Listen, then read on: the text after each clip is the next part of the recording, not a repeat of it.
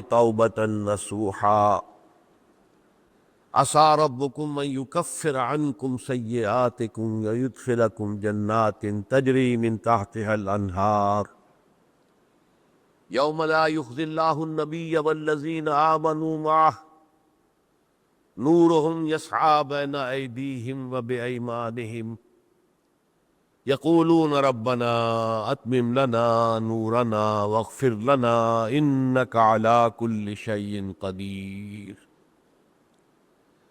وقال عز وجل كما ورد في سورة النور وتوبوا إلى الله جميعا أيها المؤمنون لعلكم تفلحون.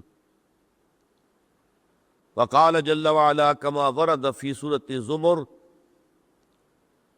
قل يا عبادي الذين أسرفوا على أنفسهم لا تقنطوا من رحمة الله إن الله يغفر الذنوب جميعا صدق الله العظيم. رب اشرح لي صدري ويسر لي أمري واحلل عقدة من لساني يفقهوا قولي. اللهم ربنا ألهمنا رشدنا وأعذنا من شرور أنفسنا. اللهم أرنا الحق حقا وارزقنا اتباعه وأرنا الباطل باطلا وارزقنا اجتنابه. اللهم وفقنا أن نتوب إليك توبة نصوحا آمین یا رب العالمین۔ آپ میں سے بہت سے حضرات کے علم میں ہوگا اخباری اطلاع کی بنیاد پر کہ میری آج کی گفتگو کا موضوع ہے توبہ کی عظمت اور اس کی تاثیر۔ اس کا پس منظر یہ ہے کہ پچھلے کئی مہینوں سے میری تقریر جو ہے وہ جو اس وقت عالمگیر حالات ہیں اور جو امت کو خطرات درپیش ہیں اور اس کے ضمن میں جو پیشین گوئیاں احادیث نبویہ میں موجود ہیں، جو میں کم سے کم یوں سمجھیے کہ 25 برس سے بیان کرتا آ رہا ہوں، لیکن اب وہ چشم سر کے سامنے آ رہی ہیں۔ پہلے وہ صرف یہ کہ انسان کو علمی اعتبار سے معلوم تھی، اب وہ صورتحال آنکھوں کے سامنے ہے۔ تو اس پر چونکہ گفتگو ہوتی رہی، لیکن ہر مرتبہ گفتگو کا اختتام اس پر ہوا کہ اس کا علاج کیا ہے، بچنے کا راستہ کون سا ہے۔ تو عام طور پر ایک لفظ پر توبہ ہے، البتہ اس میں انفرادی توبہ، اجتماعی توبہ۔ انفرادی توبہ سے انسان اپنے گناہوں کی سزا سے بچ جاتا ہے، آخرت میں اللہ تعالیٰ اسے اپنے عفو و درگزر کا، اپنی رحمت کا، اپنے فضل کا مستحق قرار دے دیتا ہے۔ لیکن دنیا میں قوم کی حالت نہیں بدلتی جب تک اجتماعی توبہ نہ ہو۔ اس اجتماعی توبہ کے ضمن میں مختصراً تو میں نے کچھ باتیں عرض کی ہیں، لیکن پھر بھی چونکہ ہر مرتبہ گفتگو کے اختتام پر یہ بات آتی تھی اور وقت ختم ہو رہا ہوتا تھا، لہذا اس کے بارے میں تفصیل سے گفتگو نہیں ہو سکتی۔ تو آج میں نے طے کیا کہ جو حالات ہیں وہ تو اب سامنے آ رہے ہیں۔ جو سلسلہ شروع ہو گیا ہے عراق میں، جس کے بارے میں شیرون صاحب یہ کہہ چکے ہیں کہ عنقریب عراق پر ہمارا قبضہ ہوگا، یعنی امریکہ کا نہیں، اسرائیل کا قبضہ ہو۔ اور یہ بات بھی اب سامنے آ چکی ہے کہ مڈل ایسٹ کا پورا نقشہ بدل دینے کا پروگرام ہے۔ یہ جو مڈل ایسٹ کے ممالک ہیں یہ کب وجود میں آئے تھے؟ پچھلی صدی، 20ویں صدی میں جو پہلی جنگ عظیم ہوئی، اس سے پہلے یہ پورا علاقہ سلطنت عثمانیہ میں تھا، خلافت عثمانیہ کے تحت۔ پورا شمالی افریقہ، پورا یہ مغربی ایشیا، حجاز سمیت سارا معاملہ ایک سلطنت، ایک ملک، خلافت کے تحت۔ پہلی جنگ عظیم کے بعد پھر حصے بکھرے کیے انہوں نے، جیسے کہ مال غنیمت کو بیٹھ کر بعد میں تقسیم کیا جاتا ہے کہ اس عالم عرب کے جو ہے اب ٹکڑے ٹکڑے کر دو اور انہیں باہم تقسیم کریں۔ مصر، عراق، یہ برطانیہ، شام، الجزائر، یہ فرانس، لیبیا اطالویوں، آگے ہسپانویوں کو، یہ سارے ٹکڑے جو ہوئے تھے اور ملک بنے تھے، یہ تو اس وقت کی بندرباٹ تھی۔ اسی طرح اب کہا جا رہا ہے کہ اس جنگ کے بعد حقیقت میں مڈل ایسٹ کا نقشہ تبدیل کر دیا جائے گا۔ یہ صرف چینج آف ریجین نہیں ہے، چینج آف ریجن ہے، علاقے کا۔ اور اس کو ہم اپنی اصطلاح میں جب کہیں گے تو گویا کہ ایک عظیم تر اسرائیل کے قیام کا منصوبہ ہے جس پر عمل کا آغاز ہو گیا، ورنہ اس جنگ کی کوئی وجہ سمجھ میں نہیں آتی۔ کوئی جرم ثابت نہیں ہوا صدام کا۔ پہلی خلیج کی جنگ میں تو اس کا جرم ثابت تھا، اس نے کویت پر حملہ کیا تھا۔ اس وقت تو کوئی جرم سرے سے ہے ہی نہیں۔ ان کے اپنے معائنہ انسپیکٹر جا کر بتاتے رہے کہ کچھ نہیں دیکھا ہم نے، ہوا کچھ نہیں پایا۔ اس حوالے سے سوچئے کہ کیا جواز، کوئی جواز پوری دنیا میں یہ بات تسلیم کی جاتی ہے کہ بلا جواز حملہ ہے، اور کس قدر شدت سے ہے، کتنی طاقت سے ہے، کتنی قوت سے ہے، کتنی فوجیں آئی ہیں، کتنے جو ہے خلیج کے اندر جہاز کھڑے ہوئے ہیں جن پر سے کہ ہوائی جہاز اڑتے ہیں، کتنے چھوٹے چھوٹے جہاز کھڑے ہوئے ہیں، کہاں کہاں سے حملے ہو رہے تھے۔ تو اصل میں وہ کتاب الملاحم کے اندر حضور نے جن خبروں کی پیشن گوئی کی تھی وہ اب ہمارے سامنے ہے۔ اسی طرح پاکستان کا معاملہ ہوتے ہوتے رفتہ رفتہ ہمارے گرد گھیرا تنگ ہو رہا۔ ہم پر ایک الزام تو وہ کہتے ہیں کہ آپ چاہے لاکھ دفعہ قسم کھا لیں ہم نہیں مانیں گے، شمالی کوریا کو ایٹمی صلاحیت جو ہے وہ آپ نے فراہم، ہمارے پاس ثبوت ہے۔ اس کے بدلے میں ان سے میزائل ٹیکنالوجی آپ نے لی ہے، ہمارے پاس ثبوت ہے۔ اور آپ کشمیر میں کراس بارڈر انفلٹریشن اور ٹیررزم کو روک نہیں سکے، آپ نے نہیں روکا ہے۔ اور یہ جو ہے فنڈامنٹلسٹ جو ہیں آپ کے ملک میں سر اٹھا رہے ہیں، 2 صوبوں میں ان کی حکومتیں بن گئی ہیں، اس سے تو اندیشہ ہے کہ کہیں ایٹمی صلاحیت جو ہے آپ کی وہ ان کے ہاتھ میں نہ چلی جائے، پھر تو وہ القاعدہ اور ٹیررسٹ کے حوالے پہنچ جائے۔ لہذا حالات جو ہے بہت دیگرگو ہیں، اور یہی وجہ ہے کہ اس کا عکس ہمیں نظر آتا ہے۔ بھارت کا جو طرز عمل ہے اس وقت، جس طرح تھریٹننگ انداز اس کا اس وقت ہے، اتنا اس سے پہلے کبھی نہیں تھا۔ وہ کہتے ہیں کہ جو اصول امریکہ نے اختیار کیا ہے کہ جس ملک سے مستقبل میں کوئی اندیشہ ہے اس پر پہلے سے حملہ کرنے کا حق حاصل ہے۔ یہ نہیں کہ اس کا کوئی جرم ثابت ہو، ہمیں اندیشہ ہے لہذا ہمیں حملہ کرنے کا حق حاصل ہے، تو اسی طرح پھر ہمیں بھی پاکستان کے اوپر حملہ کرنے کا حق حاصل ہے۔ بہرحال میں ان میں اب زیادہ وقت صرف نہیں کرنا چاہتا، یہ چیزیں تو اب رائٹنگ آن دی وال کی حیثیت سے ہماری نگاہوں کے سامنے ہیں۔ آج میں چاہتا ہوں کہ اس توبہ کے موضوع پر کچھ عرض کروں، اور اس میں بھی ایک خاص بات جس کی طرف کہ میرا ذہن حال ہی میں منتقل ہوا ہے، وہ آج اس میں یوں سمجھیے کہ اضافی طور پر آپ کے سامنے رکھوں گا۔ دیکھیے، توبہ کے بارے میں قرآن مجید میں بے شمار آیات ہیں، اور توبہ جو ہے ہماری دینی تعلیمات کا ایک اہم ستون تھی۔ میں نے ابھی صرف 3 مقامات سے آیات آپ کو سنائی ہے۔ یا ایھا الذین آمنوا توبوا الی اللہ توبۃ نصوحا، اہل ایمان اللہ کی جناب میں توبہ کرو خلوص کے ساتھ، اخلاص کے ساتھ۔ توبۃ النصوح، زبانی کلامی نہیں، توبہ کی تسبیح نہیں، بالفعل توبہ۔ عسیٰ ربکم ان یکفر عنکم سیئاتکم، امید ہے تمہارا رب تمہاری برائیوں کو تم سے دور کر دے گا۔ یہ توبہ کی تاثیر ہے۔ اگر آپ کے اخلاق اور کردار میں کوئی غلط شے شامل تھی، اللہ تعالیٰ آپ کے کردار کے دامن کو دھو دے، اور آپ کے اعمال نامے میں اگر دھبے لگے ہوئے تھے تو اللہ تعالیٰ ان دھبوں کو بھی دھو ڈالے گا۔ عسیٰ ربکم ان یکفر عنکم سیئاتکم ویدخلکم جنات تجری من تحتہا الانہار، اور تمہیں داخل کرے گا ان باغات میں جن کے دامن میں ندیاں بہتی ہوں۔ یوم لا یخزی اللہ النبی والذین آمنوا معہ، وہ دن جس دن اللہ تعالیٰ اپنے نبی کو رسوا نہیں کرے گا، معاذ اللہ ثم معاذ اللہ۔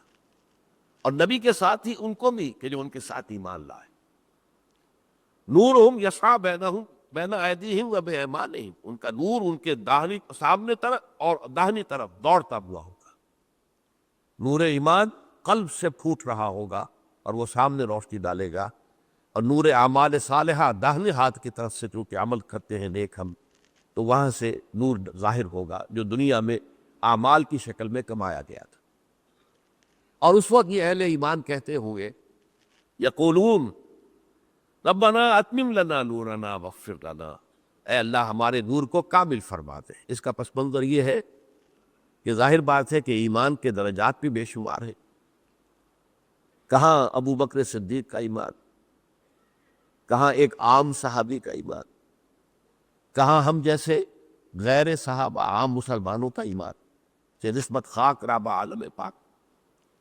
اسی نسبت سے اس نور کی انٹینسٹی ہوگی. حضور نے فرمایا کچھ لوگوں کا نور تو اتنا ہوگا کہ وہ مدینے سے صنعاء تک اس کی روشنی پہنچ رہی ہو، یمن کے دارالحکومت تک.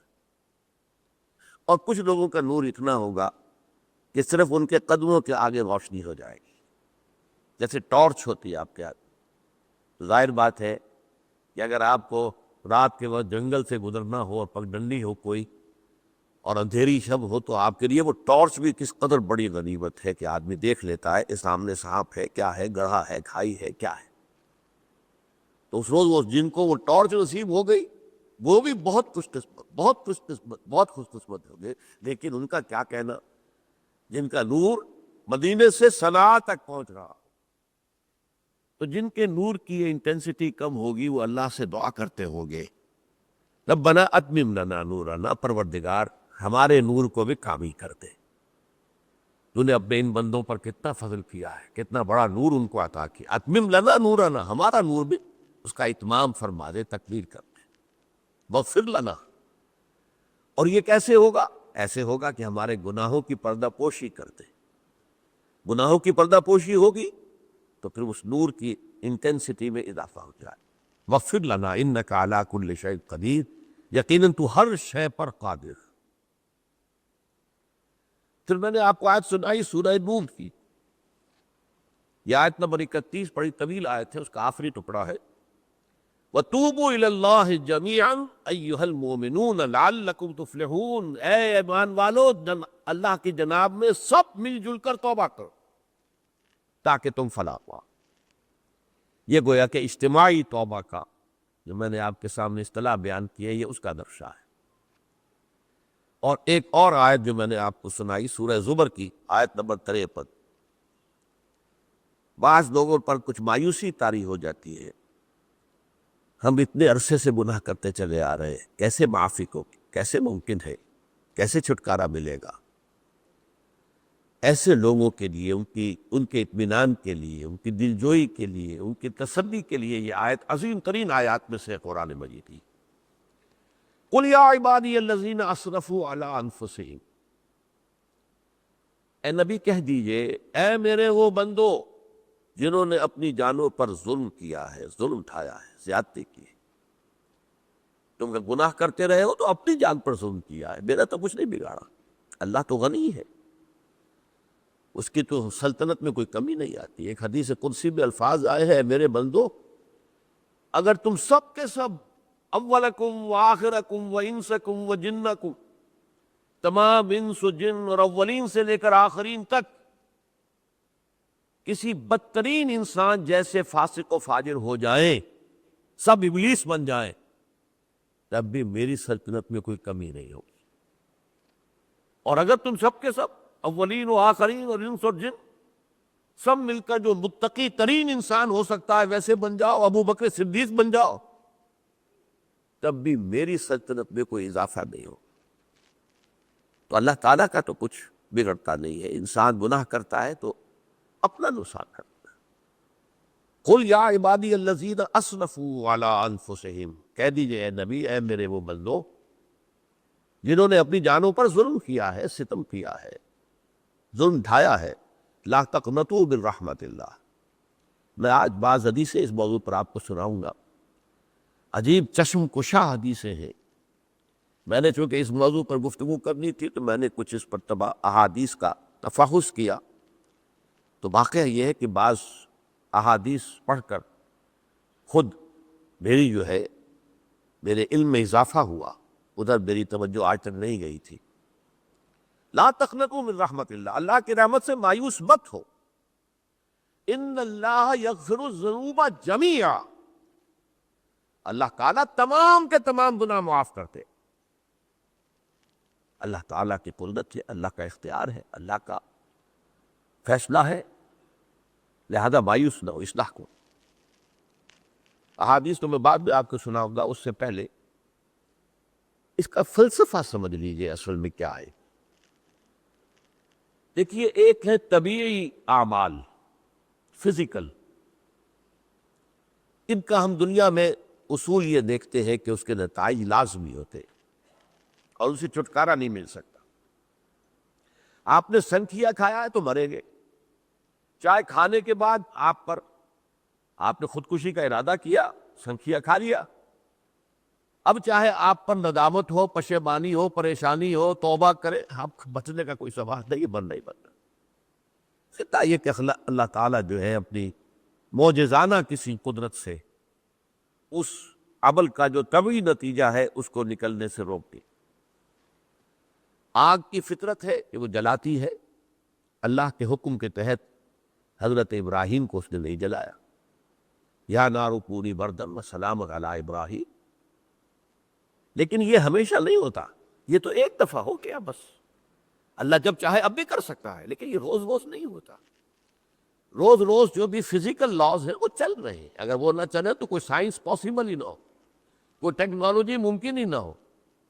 یہ تو ان فزیکل کیمیکل لاز جو ہے ان کا دوام ہے، جس کی وجہ سے یہ ساری سائنس اور ٹیکنالوجی اب کہاں سے کہاں پہنچ رہی ہے کہ عروج آدم خاکی سے انجم سہمے جاتے ہیں کہ یہ ٹوٹا ہوا تارا کہیں مہی کا عمل نہ بچ جائے۔ تو یہ توبہ جو ہے فزیکل اعمال میں مفید نہیں ہے، چاہے آپ پر یہ احساس میں کیا کر بیٹھا، کیا میں نے کیا، کیوں میں نے کھا لیا یہ سن کیا، وہ تو اب اثر کرے۔ جو اخلاقی اعمال ہیں ان کا قانون یہ نہیں ہے۔ اخلاقی اعمال کے نتائج ختم ہو جاتے ہیں توبہ کے ساتھ۔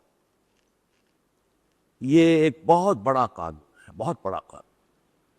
ایسا نہیں ہے کہ کسی گناہ سے انسان کی فطرت میں کوئی ایسی مستقل کجی واقع ہو جائے کہ جس کی اصلاح کی کوئی صورت ہی نہ ہو، یہ نہیں ہے۔ بڑے سے بڑے گناہ، بڑے سے بڑے گناہ توبہ کرو، خلوص دل سے کرو، جو اس کے اصول ہیں، جو اس کے قواعد ہیں، جو اس کے ضوابط ہیں، جو اس کی شرائط ہیں، ان کو پورا کرو۔ تو بڑے سے بڑے اعمال، برے سے برے اعمال، میں حدیثیں آج آپ کو سناؤں گا، حیران کو، کیونکہ عام طور پر یہی ہوتا ہے کہ مواعظ میں چونکہ لوگوں کو اصلاح کی ترغیب دلانی ہوتی ہے تو وہ جو انذار کا پہلو ہے اسے زیادہ نمایاں کیا جاتا ہے۔ اللہ کی طرف سے شدید ذو انتقام، اللہ انتقام لینے والا ہے، اللہ سزا دینے والا ہے۔ لیکن یہ دوسرا پہلو جو ہے وہ بھی اپنی جگہ پر بہت اہمیت کا حامل کہ طبیعی اعمال کے نتائج اور عواقب اور اخلاقی اعمال کے نتائج و عواقب یہ ایک جیسے نہیں۔ اب اس معاملے میں تاریخ مذاہب عالم میں جو بہت بڑی غلطی ہوئی، تورات میں حضرت آدم اور حوا علیہ السلام سے جو غلطی اور خطا ہو گئی تھی، آپ اندازہ کیجئے کیا مقام اللہ نے عطا کیا تھا، سارے فرشتوں کو ان کے سامنے سجدہ کروا دیا تھا، اور ایک ہی حکم تو دیا تھا نا کہ اس طرف کے قریب نہ جانا، اور تو ابھی کوئی شریعت نہیں تھی، کوئی لمبے چوڑے احکام نہیں تھے، کھاؤ جہاں سے چاہو، اس ایک درخت کے پیچھے پاس نہ جانا، وَلَا تَقْرَبَا هَٰذِهِ الشَّجَرَةَ فَتَكُونَا مِنَ الظَّالِمِينَ۔ اور وہی کام کر بیٹھے حضرت آدم اور حضرت حوا علیہ السلام۔ کتنا بڑا ہوگا، کتنا بڑا ہوگا، کتنا بڑا ہوگا۔ لیکن قرآن نے وضاحت کر دی کہ آدم نے توبہ کی، اللہ نے معاف کر دیا۔ اللہ تعالیٰ سے کلمات سیکھے، ندامت دل میں پیدا ہو گئی حضرت آدم، لیکن الفاظ نہیں تھے، کن الفاظ میں اللہ سے معافی مانگوں، مجھ سے خطا ہو گئی ہے، بہت بڑی غلطی ہو گئی۔ وہ الفاظ ہی اللہ نے سکھائے، فتلقى آدم من ربہ کلمات، یہ ہے جس میں کہ وہ علامہ اقبال کا ایک شعر ہے ان کے نوجوانی کے دور کا، جس پر اب میں بھول رہا ہوں کہ داغ دہلوی تھے یا کوئی اور تھے کہ جنہوں نے علامہ سے کہا تھا میاں اس عمر پہ اور یہ شعر، اس بڑی محفل میں بات آئی تھی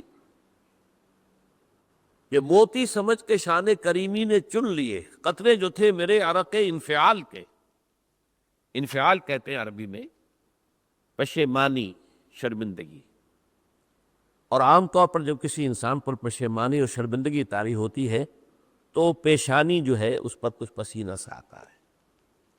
تو قطرے جو تھے میرے عرق انفعال کے، موتی سمجھ کے شان کریمی نے چن لیے، اللہ کی نگاہ میں ان کی اتنی قیمت، ان کی اتنی وقت میرے بندے نے پشیمانی اختیار کی ہے اپنے اس غلط کام کے اوپر، اسے رنج اور افسوس ہو رہا ہے، تو اللہ کی نگاہ میں اس کی یہ عظمت ہے، یہ قدرت ہے۔ تو اللہ تعالیٰ نے جب حضرت آدم کے دل میں وہ پشیمانی پیدا ہو گئی تو الفاظ نہیں تھے، کن الفاظ میں؟ ہم کہتے ہیں نا کہ مجھے سمجھ نہیں آ رہا کہ میں کس منہ سے آپ سے بات کروں، میری یہ حیثیت نہیں ہے، میں کن الفاظ میں اپنی جو ہے خطا کا اعتراف کروں۔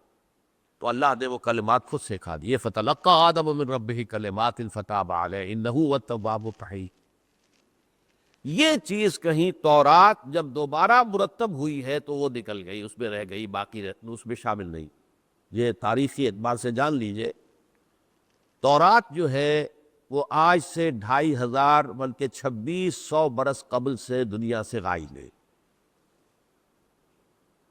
یہ تورات کا جو نسخہ تھا یروشلم میں 587 قبل مسیح میں، جب نبوکدنضر نے، شاید آج کل آپ دیکھ رہے ہوں، یہ عراق کی جنگ میں عراق کے جو خاص ڈویژنز ہیں عراقیوں کے، ریپبلکن گارڈز کے، ان میں سے ایک کا نام جو ہے وہ نبوکدنضر ڈویژن ہے، ایک کا حمورابی ڈویژن ہے۔ حمورابی جو ہے عراق کا بہت پرانا بادشاہ تھا، اور تاریخ انسانی میں سب سے پہلا قانون اس نے مرتب کیا تھا، حمورابی۔ یہ بہت پرانی تہذیب ہے، دنیا کی غالباً سب سے زیادہ اینشنٹ تہذیب جو ہے وہ عراق کی ہے۔ حضرت ابراہیم یہی پیدا ہوئے شہر عر میں۔ تو نبوکدنضر نے جب تباہ کیا تھا یروشلم کو، 6 لاکھ آدمیوں کو قتل کیا اور 6 لاکھ کو قیدی بنا کر لے گیا بیبیلونیا، بابل کا لفظ بھی آج کل آ رہا ہے۔ کسی زمانے میں وہ عظیم شہر تھا دنیا کا، اب وہ معمولی سا شہر رہ گیا ہے، نئے شہر بڑھ گئے۔ تو اس وقت سے اس نے جب یروشلم میں جو ہیکل سلیمانی حضرت سلیمان کی بنائی ہوئی مسجد تھی اس کو جب گرایا ہے، اس کے بعد سے وہیں پر وہ نسخہ رکھا ہوا تھا تورات کا، پھر دنیا میں وہ نسخہ اب نہیں ہے۔ یہودیوں کا کہنا ہے کہ موجود ہے مسجد اقصیٰ کے نیچے، وہ جب اس نے گرایا تھا تو جو نیچے تہخانے تھے وہ نہیں گرے تھے، وہ محفوظ رہتے، اوپر ملبہ آ گیا، اور وہیں پر وہ تورات اور وہ تابوت سکینہ جس میں حضرت موسیٰ کا عصا بھی رکھا ہوا ہے اور بہت سے وہ من اور سلوہ کے بھی کچھ نمونے رکھے ہوئے ہیں، وہ تابوت سکینہ، اس کا قرآن مجید میں سورہ بقرہ میں ذکر ہے، وہ بھی موجود ہے، اور جو ربائی وہاں اس وقت تھے ان کے علماء، ان کی لاشیں بھی وہاں پڑی ہوئی ہے، وہ جب ہم کھدائی کریں گے تو دنیا میں سامنے آ جائے گی۔ لیکن بہرحال اس وقت جو مجھے کہنا تھا وہ یہ کہ چونکہ اصل تورات اس وقت گم ہو گئی، 150 سال کے بعد اسے پھر یادداشتوں سے کچھ مرتب کیا گیا تو اس میں غلطیاں پیدا ہو گئی، اب انسانی یادداشت کا معاملہ آ گیا۔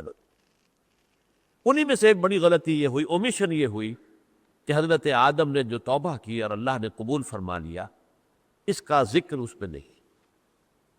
اس سے نتیجہ عیسائیوں نے کیا اختیار کیا کہ وہ اوریجنل سن کہتے ہیں اسے، وہ جو ابتدائی گناہ تھا عظیم جو ہمارے جد امجد آدم سے سرزد ہوا تھا، اس گناہ کا اثر جو بھی بچہ نسل آدم میں پیدا ہوتا ہے وہ لے کر آتا۔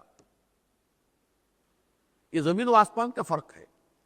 اسلام کے نزدیک ہر بچہ جو پیدا ہوتا ہے وہ معصوم ہے، بلکہ مسلم ہے۔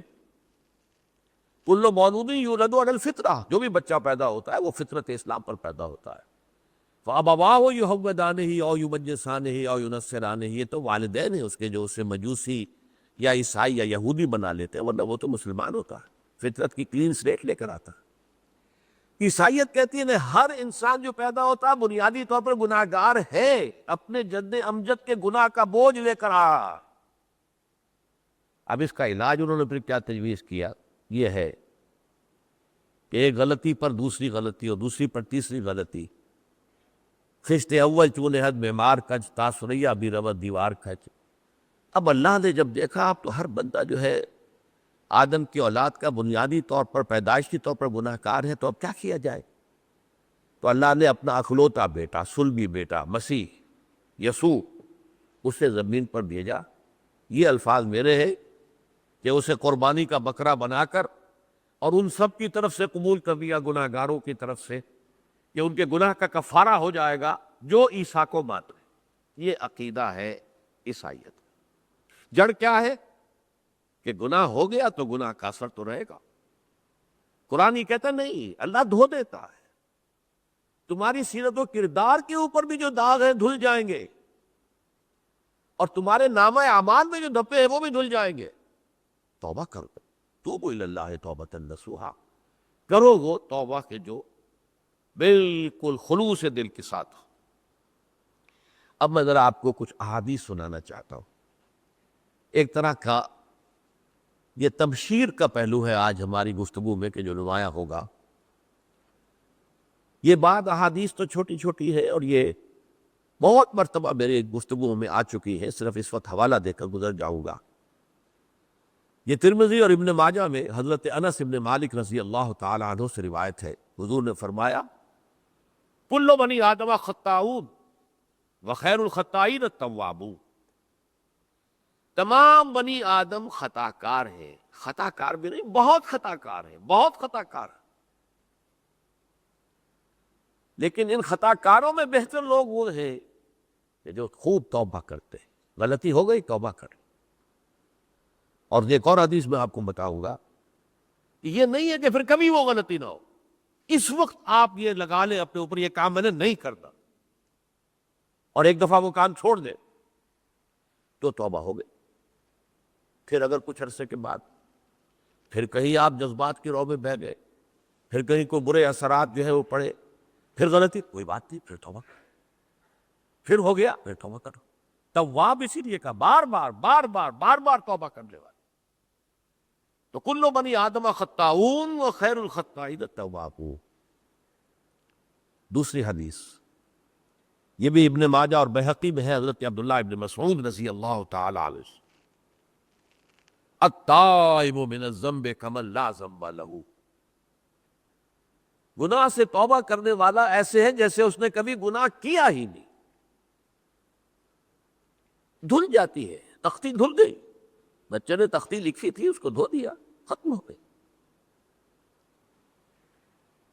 ایک حدیث تو پڑھ کر میں بھی چونکا، یہ اصل میں اسلوب ہے بیان کا، بتانے کے لیے کہ تمہارے دلوں کے اندر مایوسی کا غلبہ نہ ہو جائے۔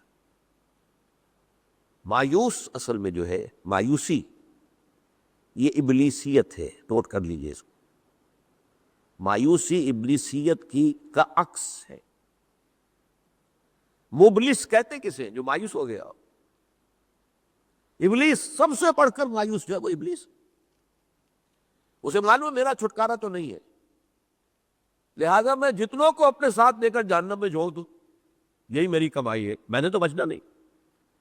تو ابلیس کہتی ہے اس کو جو انتہائی مایوس، مبلس، جو رحمت خدا بندی سے مایوس ہو چکا۔ اب اس کو دور کرنے کے لیے حدیث سنیے، اور یہ حدیث مسلم شریف کی ہے، صحیحین کے اندر، حضرت ابو ہریرہ سے۔ حضور فرماتے ہیں والذی نفسی بیدہ،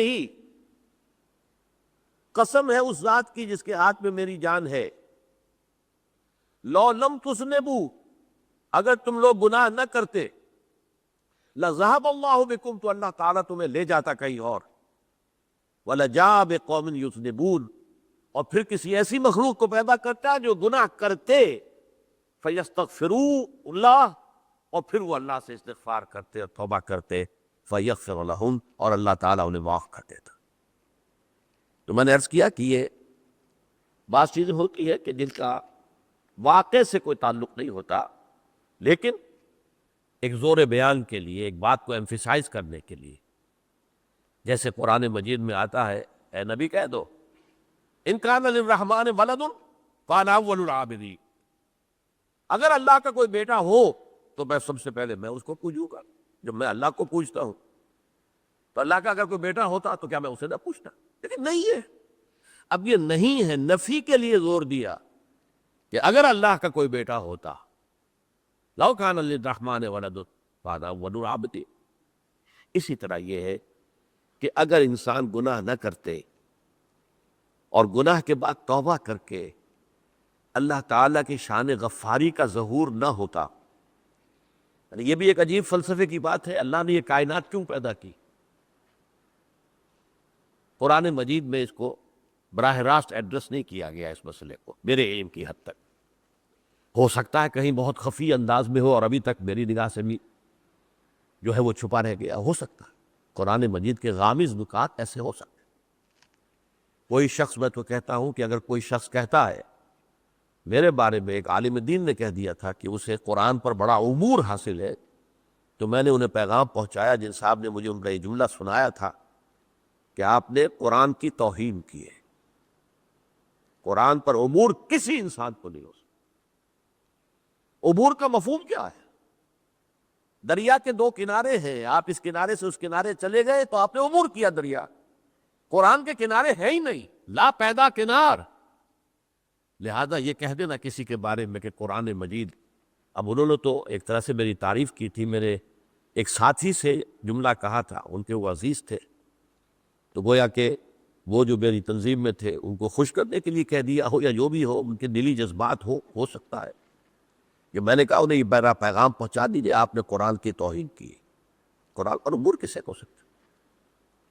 نہ معلوم کتنے مقامات ہیں کہ جہاں امام راضی بھی کھڑے ہوئے ایسے نظر آتے ہیں دہشت زدہ، اعلم ان هذا المقام مقام غامض مہیب عمیق،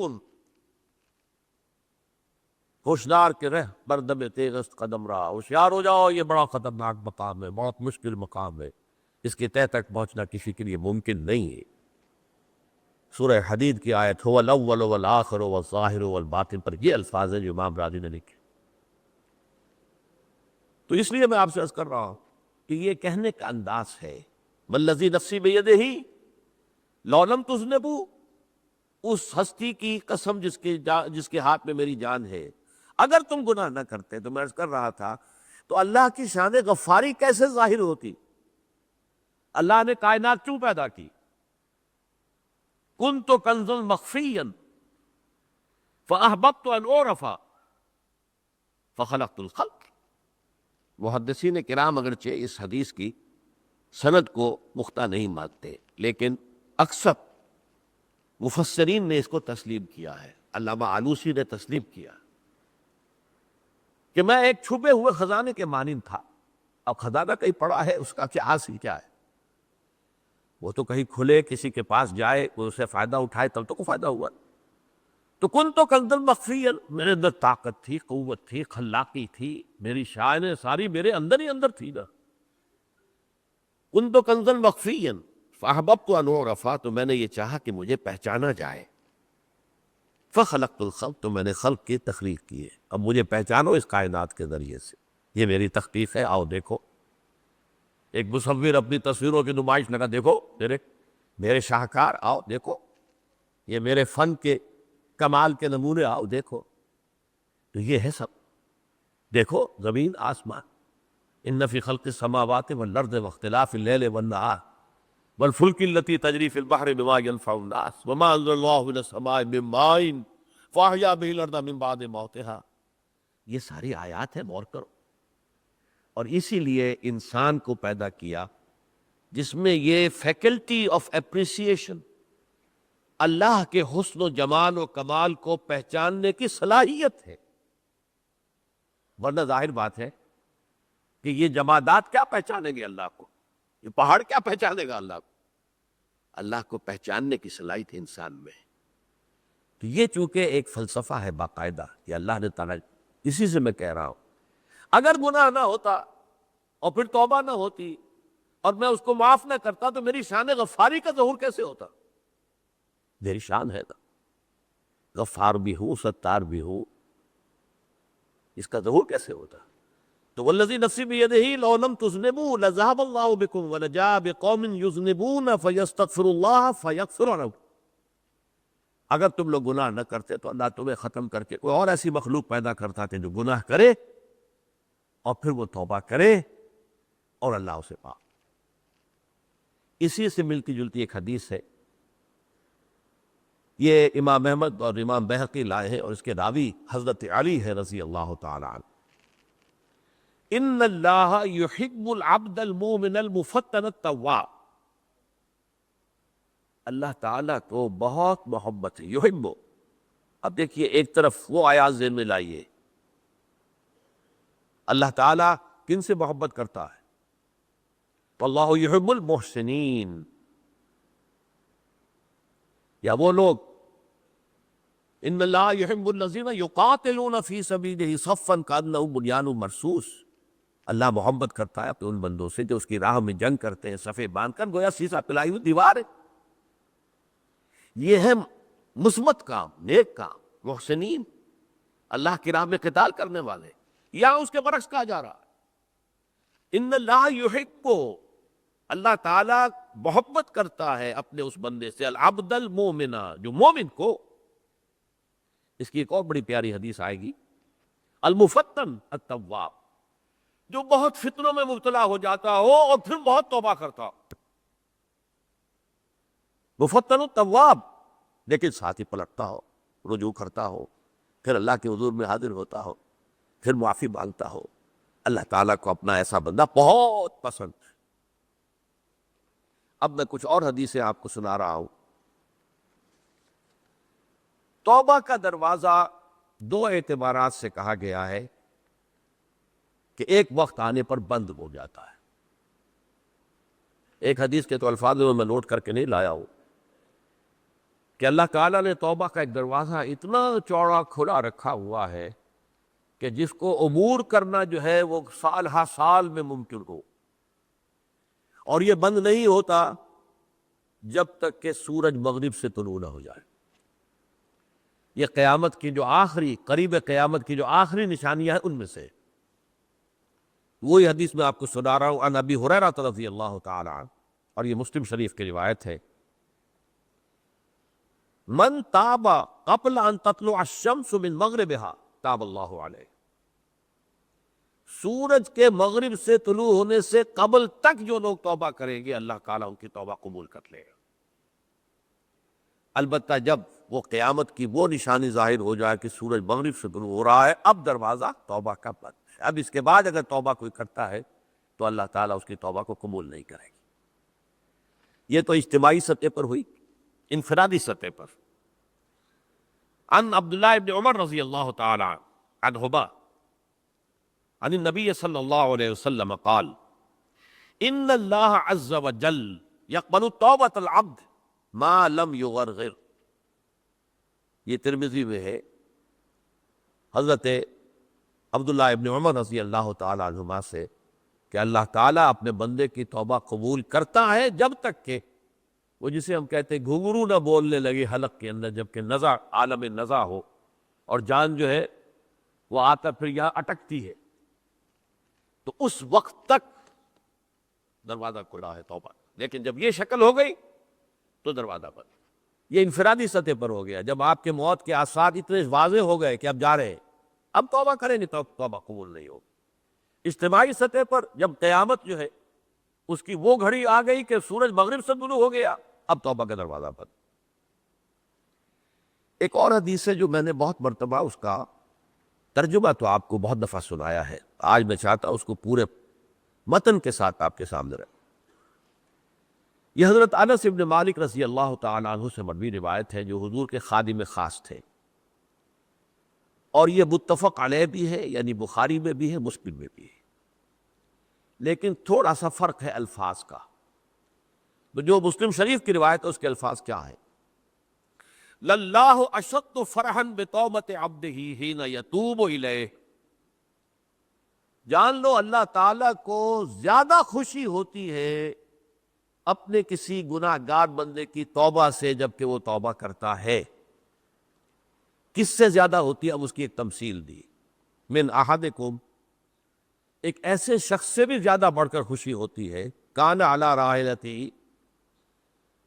بارض الفلات، کہ جو بہت ہی دور دراز کے اور سنسان علاقے میں سفر کر رہا تھا، فانتحرفت منہ، اس کی سواری جو ہے گم ہو گئی، وعلیہا طعامہ وشرابہ، اسی پر اس کا کھانا بھی تھا اور پانی بھی تھا، اونٹنی پر سفر کر رہا تھا، اسی پر ہوتا ہے راحلہ جو ہے راستے کا سامان، اچانک کہیں بیٹھا ہے تھوڑی دیر کے لیے سستانے کے لیے، کہیں اونگ آ گئی اور اونٹنی صاحبہ غائب ہو گئی۔ اب آنکھ کھلی اور اس نے دیکھا، فَأَيَّسَ مِنْهَا، تلاش کر کر کے مایوس ہو گیا، کہیں اونٹنی کا سراغ نہیں۔ اب ظاہر بات ہے کسی صحرا میں یہ کیفیت، اس کا مطلب کیا ہے؟ یقینی موت۔ فَأَتَىٰ شَجَرَةً فَاسْتَجَعَ فِي ظِلِّهَا وَقَدْ أَيَسَ مِنْ رَاحِلَتِهِ، تو وہ ایک درخت کے نیچے اس کے سائے میں آ کے لیٹ گیا، گویا کہ موت کی امید۔ فَبَيْنَهُمَا وَهُوَ كَذَلِكَ إِذْ هُوَ بِهَا قَائِمَةٌ عِندَهُ، اس کی کہیں دوبارہ آنکھ لگی ہے، جو کھولا تو دیکھتا ہے اونٹنی تو موجود ہے، کھڑی،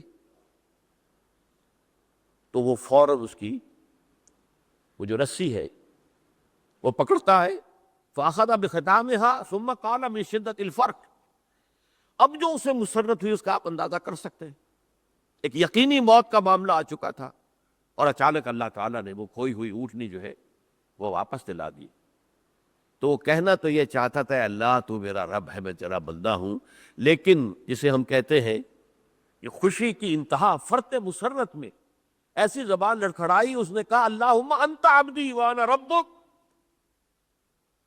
اے اللہ تو میرا بندہ ہے، میں تیرا رب ہوں، یہ کہہ بیٹھا۔ یہ کیا ہے؟ فرط مسرت جسے آپ نے، خوشی کی انتہا، کہ جس میں انسان جو ہے اتنی بڑی خطا کر بیٹھتا ہے۔ اللہ کو اپنے کسی گناہ گار بندے کی توبہ سے اس سے بھی زیادہ خوشی ہو۔ اب ظاہر بات ہے کہ یہ تماثیل کس لیے؟ بعض لطائف، بعض حقائق اتنے لطیف ہوتے ہیں کہ ان کو بیان نہیں کیا جا سکتا بتمام و کمال، تو مثالوں کا سہارا لیتے ہیں۔ اللہ کو کتنی خوشی ہوتی کیا سمجھے گے؟ لہذا یہ مثال تو سمجھ میں آ گئی نا، کہ ایک لقودق صحرا میں انسان سفر کر رہا تھا، ایک ہی اونٹنی ہے، اسی پر اس کا پانی ہے، اسی پر اس کا کھانا ہے، وہ کہیں ٹھہرا ہے تھوڑی دیر کے لیے اور اونٹنی غائب ہو گئی، اور اس کے بعد تلاش کر کے شمال مغرب جنوب ہر طرح دیکھ لیا، اب تک کہیں اونٹنی کا سراغ نہیں، اب موت کے انتظار میں لیٹ گیا کہ اچانک دیکھتا ہے کہ اونٹنی موجود ہے، تو وہ اس شدت فرح میں یہ کہہ بیٹھتا ہے اللہم انت عبدی وانا ربک انا للہ و انا الیہ راجعون۔ اب دیکھیے ایک حدیث وہ آ رہی ہے، اور اس کو یوں سمجھیے، اللہ تعالیٰ نے جو انسان پیدا کیے ہیں ان کے مزاج مختلف ہی، ان میں کچھ لوگ ہوتے ہیں جو قوی ہوتے ہیں ارادے کے، جو فیصلہ کر لیا ڈٹ گئے، کچھ لوگوں میں وہ قوت ارادی اتنی مضبوط نہیں ہوتی، وہ ادھر ادھر سوچتے رہتے ہیں، کچھ لوگ جسمانی طور پر بہت توانا ہوتے ہیں، کچھ لوگ جسمانی طور پر پیدائشی طور پر کمزور ہوتے ہیں۔ تو اگر کوئی قوت ارادی کمزور رکھنے والا شخص ہے، وہ بھی تو اللہ کی تخلیق ہے، اللہ کا بندہ ہے، خطاؤں کا ظہور ہو جاتا،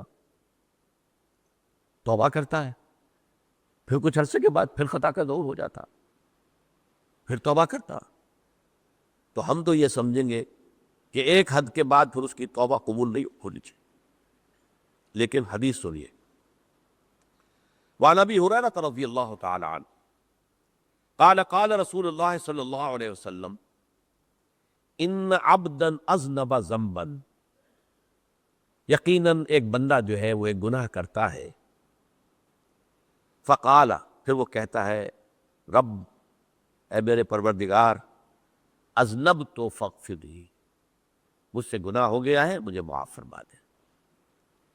فقال ربہ، تو پروردگار یہ کہتا ہے اعلم عبدی ان لہ ربا یغفر الذنب ویأخذ بہ، میرا یہ بندہ یہ جانتا ہے کہ اس کا ایک رب ہے جو گناہ معاف بھی کر سکتا ہے اور سزا دے بھی سکتا ہے۔ کیا معنی ہوئی؟ گناہ اس نے کیا ہے لیکن جانتا ہے اللہ کو کہ وہ معاف بھی فرما سکتا ہے، تبھی تو وہ اللہ سے معافی کی درخواست کر رہا ہے۔ اس کے اس جاننے کی بنیاد پر، اس کے اس علم کی بنیاد پر، اس کے اس ایمان کی بنیاد پر فرمایا غفرت لعبدی، میں نے اپنے بندے کو معاف کر دیا۔ ثم مکث ماشاء اللہ، پھر وقت گزرا جتنا کہ اللہ نے چاہا، ثم اذنب ذنبا، پھر اس سے گناہ ہو گئے۔ فقال رب اذنبت ذنبا فاغفر، پھر کہتا ہے پروردگار مجھ سے گناہ ہو گیا، پھر مجھے معاف فرما دے۔ فقال ربہ، اللہ فرماتا ہے عالم عبدی ان لہ ربا یغفر الذنب ویأخذ بہ، میرا بندہ ہے نا جو جانتا ہے کہ اس کا ایک رب ہے، ایمان باللہ اس کے اندر ہے، تبھی تو پکار رہا ہے، اور یہ بھی جانتا ہے کہ وہ گناہ معاف بھی کر سکتا ہے اور چاہے تو پکڑ بھی سکتا ہے، سزا بھی دے سکتا ہے۔ تو فرمایا، اللہ تعالیٰ فرماتے ہیں تو میں نے فرمایا کہ میں نے معاف کر دی۔ ثم مکث ما شاء اللہ، پھر ایک عرصہ گزرا اس کے بعد، ثم اذنب ذنبا، پھر اس نے گناہ کیا۔ قال رب اذنبت ذنبا آخر، اس نے کہا پروردگار میں نے تو پھر ایک اور گناہ کر دیا، فاغفر لی، مجھے بخش دے۔ فقال اعلم عبدی ان لہ ربا یغفر الذنب ویأخذ بہ، میرا بندہ جانتا ہے نا کہ اس کا ایک رب ہے جسے وہ پکار رہا ہے، کہ وہ جانتا ہے کہ اسے اختیار حاصل ہے کہ چاہے تو بخش دے اور چاہے تو پکڑ لے۔ اس کے اس علم، اس ایمان کی بنیاد پر میں نے اسے معاف کر دیا۔ ایک اور حدیث، میں نے چونکہ اس گفتگو کے لیے ان احادیث کا تفحص کیا ہے، یہ تو بہت ہیں حدیثیں، میں نے ان میں سے کچھ چنی ہے۔ ہمارے بعض واعظ ناصح وہ بھی کسی شخص کو روکتے رہے، برائیوں سے روکتے رہے، نہیں رکتا، تو کہیں غصے میں آ کے اللہ تجھے کبھی معاف نہیں کرے۔ یہ کتنا بڑا جرم ہے، اس کا اندازہ کیجئے اس حدیث سے۔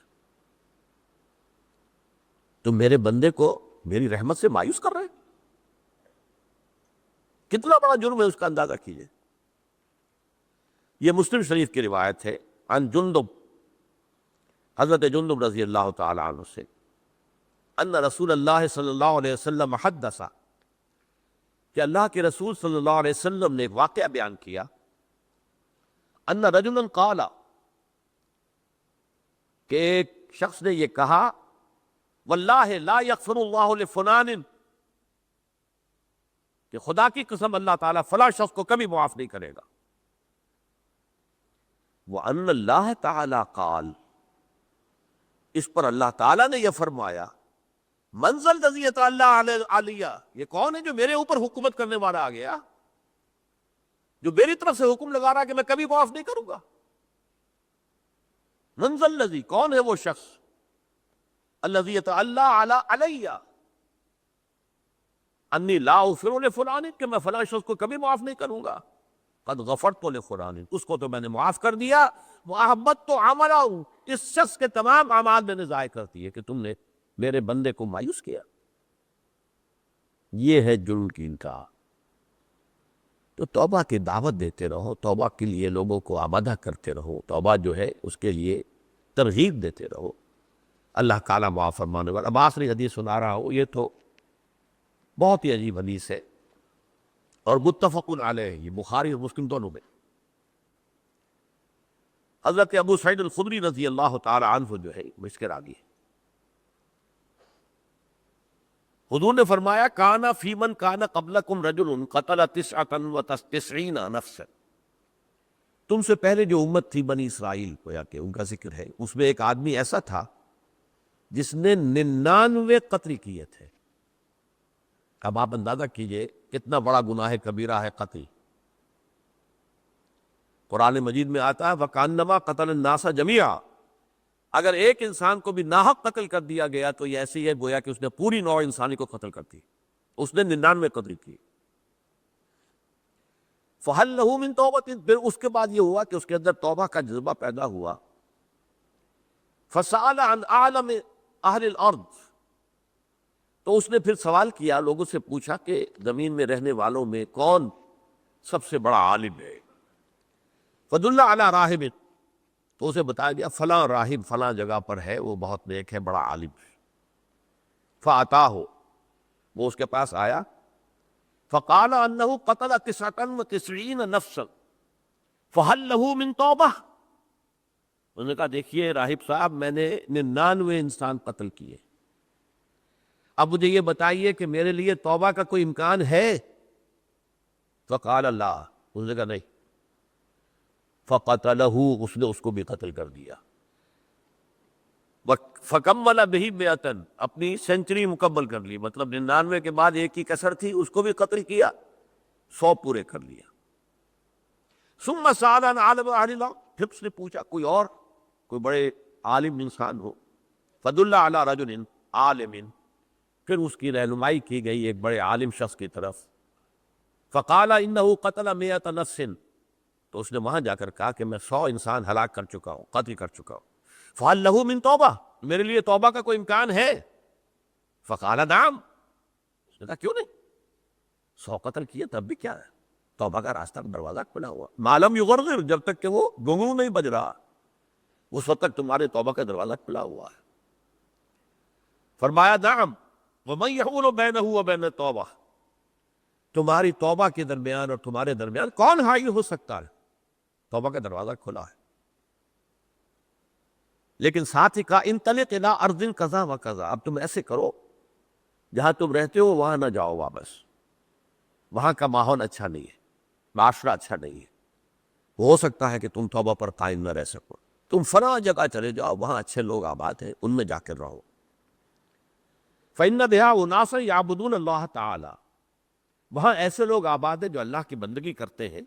فاعبد اللہ معہم، تو تم ان کے ساتھ مل کر اللہ کی بندگی اور پرستش کرو۔ ولا ترجع الی ارضک، اپنی زمین کی طرف اپنے وطن میں واپس بن جاؤ۔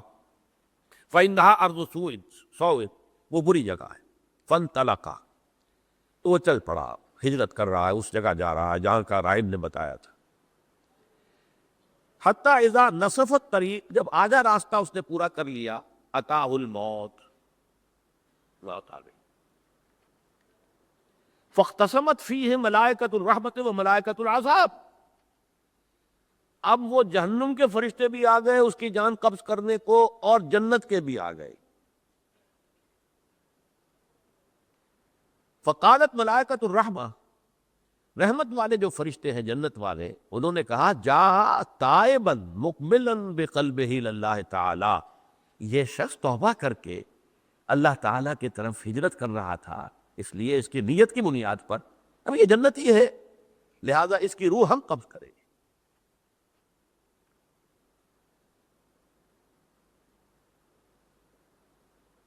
وقالت الملائکۃ العذاب، اور وہ جو عذاب والے فرشتے ہیں وہ کہیں گے انہ لم یعمل خیرا قط، اس نے توبہ کے بعد کوئی یہ نیک عمل تو کیا ہی نہیں، تو کس بنیاد پر اس کو تم جنت میں لے جاؤ گے، اس کو تو دوزخ میں جانا چاہیے۔ فاتاہ ملک فی صورت آدمی، تو ان کے پاس اللہ نے ایک اور فرشتے کو بھیج دیا آدمی انسانی شکل کے اندر۔ فجعلوا بینہم، تو ان فرشتوں نے کہا بھئی ہمارا فیصلہ کرا دو، اس کی روح ہم لینا چاہتے ہیں یا ہم لینا چاہتے ہیں، انہیں حکم بنا لیا۔ فقال قیسوا ما بین الارضین فإلی ایتہما کان اقرب، کہ تم فاصلہ ناپ لو جہاں سے وہ چلا ہے اور جہاں جا رہا تھا، اور یہاں اس کی موت ہو رہی ہے، تو کون سا فاصلہ زیادہ ہے؟ جب ناپا گیا، بلکہ ایک حدیث میں آتا ہے کہ اس پر اللہ نے زمین کو جو ہے حکم دے دیا، ایک طرف والی زمین تو سکڑ جا، دوسری والی جو ہے تو پھیل جا، تاکہ وہ جو جدھر جو جا رہا تھا وہ زیادہ قریب ہو جائے بنسبت اس کے کہ جہاں سے وہ چلا تھا۔ تو اس فیصلے پر پھر جو فرشتے تھے جو کہ رحمت کے فرشتے تھے، وہ اس بندے کو لے گئے جنت کے اندر۔ یہ ہے توبہ کی عظمت اور اس کی تاثیر۔ اب آئیے اجتماعی توبہ کا طریقہ کار جو میں نے بہرحال بیان کیا ہے۔ پہلے افراد توبہ کریں اور صحیح توبہ کریں۔ صحیح توبہ کیا ہے؟ ہماری زندگیوں میں کوئی حرام شے ہے فوراً نکال باہر کر، ہماری معاشرت میں اور اس معاشرے میں رہتے ہوئے جو قانون ہے جس کے ہم پابند ہیں۔ ہم کسی زانی کو رجم نہیں کر سکتے، ناممکن ہے، یہ تو قانون ہی بنے گا تب ہوگا نہیں۔ ہم کسی چور کا ہاتھ نہیں کاٹ سکتے، تو قانون بنے گا تو ہوگا۔ تو ہم جن چیزوں پر عمل نہیں کر سکتے قانوناً، ان کے علاوہ باقی پوری شریعت جس پر عمل کیا جا سکتا اس پر عمل پیرا۔ سود میں بند نہیں کر سکتا، بینکوں کو میں آگ نہیں لگا سکتا، اور بینکوں کو حق لگا دیں گے تبھی سود تو ختم نہیں ہوگا، لیکن یہ تو کر سکتا ہوں نا کہ براہ راست سود میں ملوث نہ ہوں، سود پر قرضہ لے کر اپنا کاروبار نہ چمکاؤں نہ بڑھاؤں، سود پر قرضہ لے کر اپنے مکان نہ اونچا کروں، یہ تو کر سکتا ہوں۔ تو کم سے کم جو ڈائریکٹ کسی نے قانون نہیں بنایا کہ لازم ہے آپ پر کہ آپ سودی قرضہ لیں اور اپنی بلڈنگ عالی شان بنا لیں، کسی نے نہیں کیا۔ یہ اگر کر رہے تو آپ مجرم۔ آپ کے معاشرے میں کوئی قانون نہیں بنا کہ پردہ ختم، برقع حرام، مثل یہ ترکی میں تو کر دیا گیا تھا برقع حرام، وہاں تو سر کو اوپر جو ہے ڈھانپنا جو ہے، سکارف لینا بھی ممنوع ہے، یہاں تو نہیں ہے۔ پھر یہاں جنہوں نے چھوڑا ہے مجرم خود ہے۔ یہاں تو اللہ کا شکر ہے کوئی ایسا مصطفیٰ کمال پیدا آج تک نہیں ہوا ہے کہ جس نے ان چیزوں کا حکم دیا۔ ہاں ترغیب ہے، ذرائع ابلاغ کے ذریعے سے، فحاشی ہے، عریانی ہے، لیکن چوز آپ خود کرتے، فیصلے کا اختیار آپ کا اپنا ہے۔ تو جن چیزوں کے اندر بھی گناہ سے بچنے کا امکان ہے اس کو عملاً ترک کیا جائے۔ اور نمبر 2، عزم مصمم کر لیا جائے کہ اللہ اب بقیہ زندگی جتنی بھی ہے اس میں اپنی توانائیاں، اپنی قوتیں، اپنی صلاحیتیں صرف کروں گا تیرے دین کی تبلیغ اور تیرے دین کے قائم کرنے کی جدوجہد۔ عزم مصمم۔ یہ لوگ اگر 14 کروڑ میں 14 لاکھ بھی ہو جائیں، بہرحال 2-4 کی توبہ کرنے سے ملک کی قسمت نہیں بدلتی۔ معتدل تعداد کے اندر جو ہے یہ لوگ اگر ایسے ہو جائیں اور پھر یہ کہ وہ مل کر اگر زور لگائیں تو واقعتاً اس ملک کے اندر شریعت اسلامی کا نفاذ ہو سکتا ہے، اللہ کا نظام قائم کیا جا سکتا ہے۔ یہ ملک بنایا اسی لیے گیا تھا۔ تو یہ توبہ کا جو ہے اجتماعی توبہ کا یہ پوری تفصیل تو میں بارہا بیان کر چکا ہوں۔ آج جو میں نے کہا تھا کہ ایک بات کی طرف میرا ذہن حالیہ منتقل ہوا ہے، اس سے پہلے نہیں ہوا۔ یہ توبہ کرنے والے لوگ جب تک 14 لاکھ نہیں ہے، 1400 ہی ہو، لیکن یہ اگر دعا کریں گے اللہ تعالیٰ کے خلوص کے ساتھ تو ان کی دعا قبول ہوگی۔ دعا بہت بڑی شے ہے۔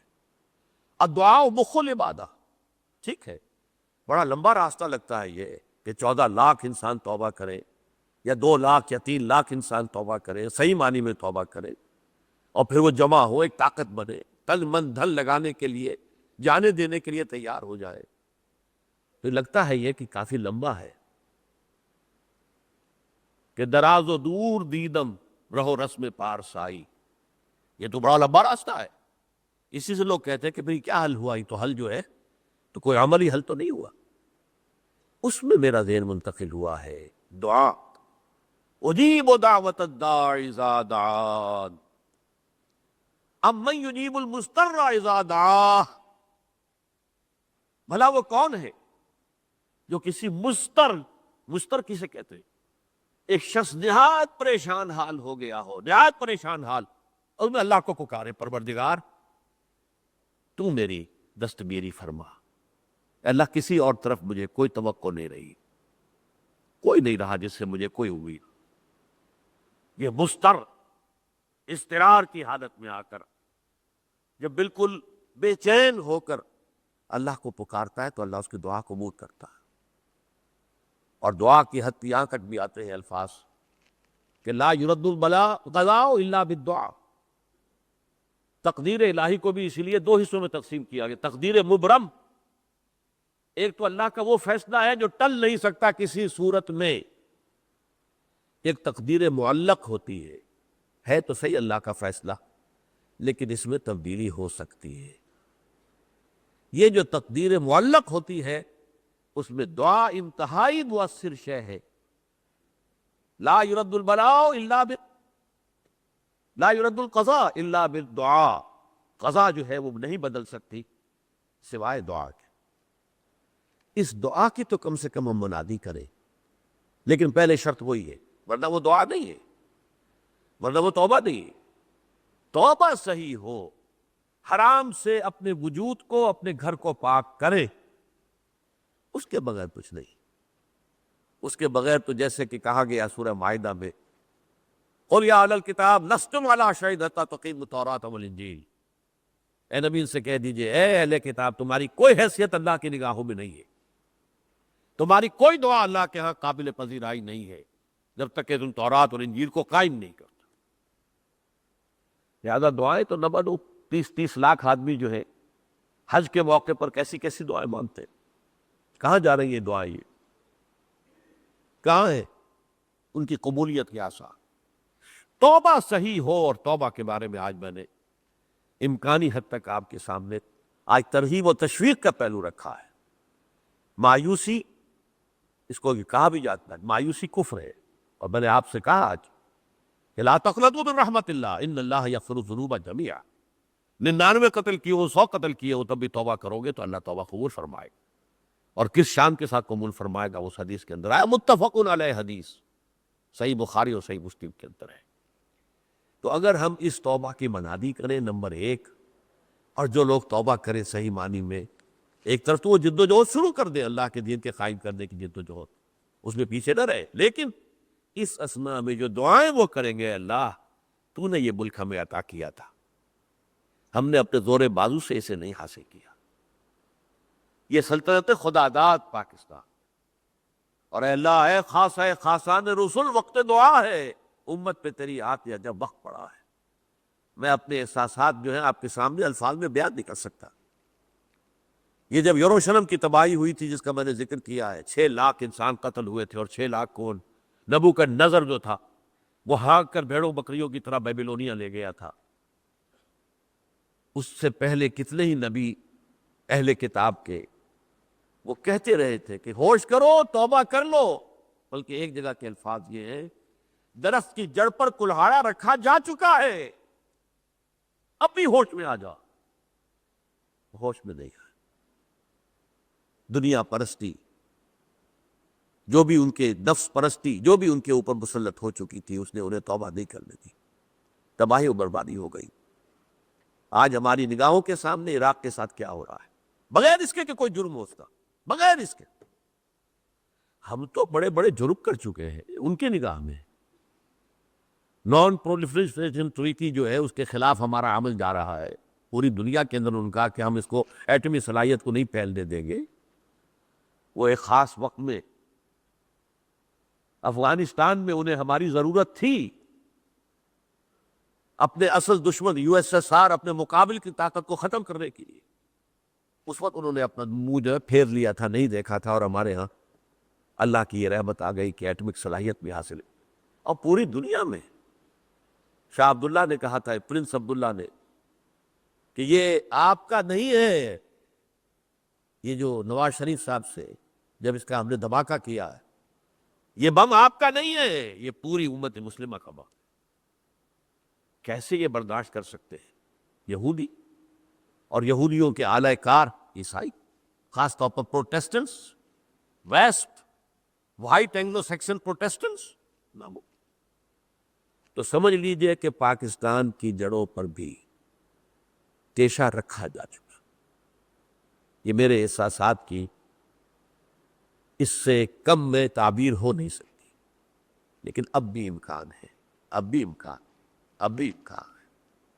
توبہ کرو، توبہ کراؤ، مل جل کر طاقت بنو، کوشش کرو کہ یہاں اسلام کا نظام آ جائے.